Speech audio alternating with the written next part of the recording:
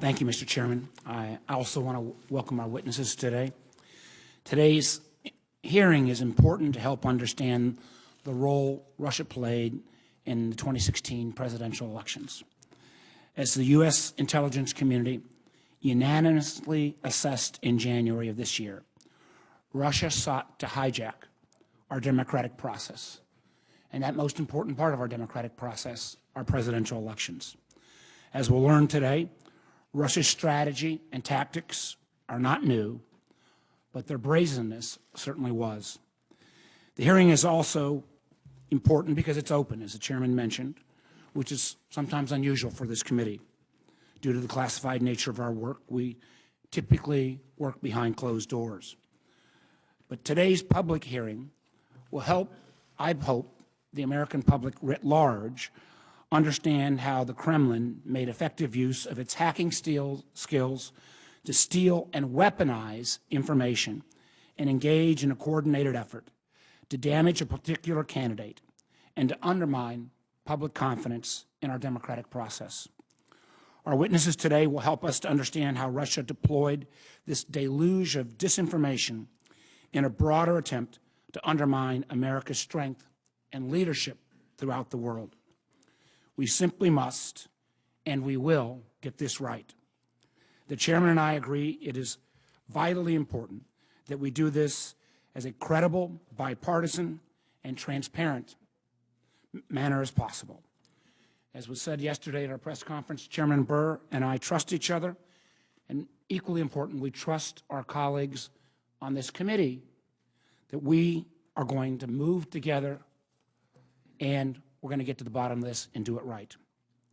As this hearing begins, let's take just one moment to review what we already know. Russia's President Vladimir Putin ordered a deliberate campaign carefully constructed to undermine our election. First, Russia struck at our political institutions by electronically breaking into the headquarters of one of our political parties and stealing vast amounts of information.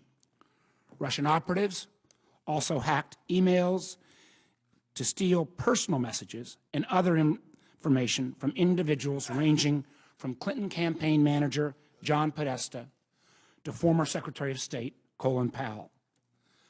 This stolen information was then weaponized. We know that Russian intelligence used the quote-unquote Guccifer II persona and others like WikiLeaks and seemingly choreographed times that would cause maximum damage to one candidate.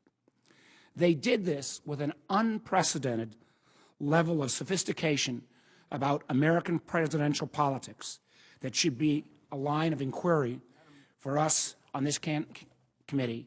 And candidly, while it helped one candidate this time, they are not favoring one party over another, and consequently it should be a concern for all of us. Second, Russia continually sought to diminish and undermine our trust in the American media by blurring our faith in what is true and what is not. Russian propaganda outlets like RT and Sputnik successfully produced and peddled disinformation to American audiences in pursuit of Moscow's preferred outcome. This Russian propaganda on steroids was designed to poison the national conversation in America. The Russians employed thousands of paid internet trolls and botnets to push out disinformation and fake news at a high volume, focusing this material onto your Twitter and Facebook feeds and flooding our social media with misinformation. This fake news and disinformation was then hyped by the American media echo chamber and our own social media networks to reach and potentially influence millions of America. This is not innuendo or false allegations. This is not fake news. This is actually what happened to us. Russia continues these sorts of actions as we speak. Some of our close allies in Europe are experiencing exactly the same kind of interference in their political process. Germany has said that its parliament has been hacked. French presidential candidates right now have been the subject of Russian propaganda and disinformation. In the Netherlands, their recent elections, the Dutch hand-counted their ballots because they feared Russian interference in their electoral process.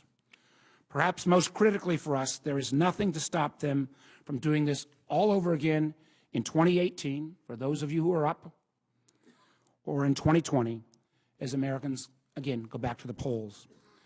In addition to what we already know, any full accounting must also find out what, if any, contacts, communications, or connections occurred between Russia and those associated with the campaigns themselves. I will not prejudge the outcome of our investigation. We are seeking to determine if there is an actual fire, but there's clearly a lot of smoke.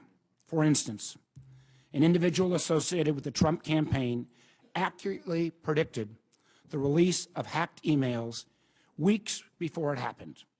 This same individual also admits to being in contact with Guccifer II, the Russian intelligence persona responsible for these cyber operations. The platform of one of our two major political parties was mysteriously watered down in a way which promoted the interest of President Putin.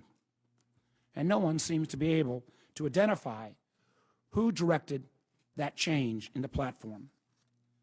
A campaign manager of one campaign who played such a critical role in electing the president was forced to step down over his alleged ties to Russia and its associates. Since the election, we've seen the president's national security advisor resign and his attorney general recuse himself over previously undisclosed contacts with the Russian government.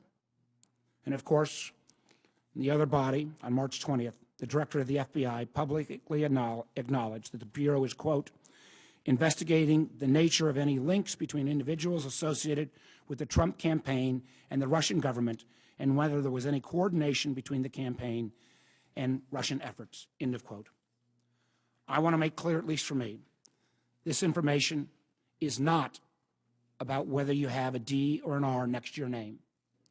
It is not about relitigating last fall's election. It is about clearly understanding and responding to this very real threat. It's also, I believe, about holding Russia accountable for this unprecedented attack on our democracy. And it is about arming ourselves so we can identify and stop it when it happens again. And trust me, it will happen again if we don't take action. I would hope that the president is as anxious as we are to get to the bottom of what happened. But I have to say editorially that the president's recent contact with his wild and uncorroborated accusations about wiretapping and his inappropriate and unjustified attacks on America's hardworking intelligence professionals does give me grave concern.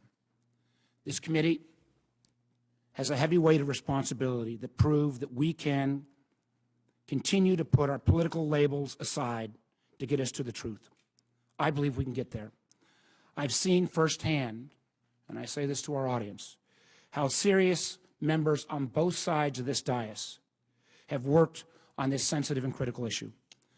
As the chairman and I have said repeatedly, this investigation will follow the facts where they lead us.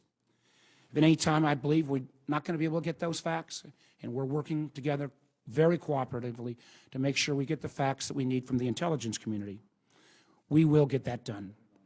Mr. Chairman, again, I thank you for your commitment to the serious work and your commitment to keeping this bipartisan cooperation, at least, if not all across the Hill, alive in this committee. Thank you very much. I thank the Vice Chairman.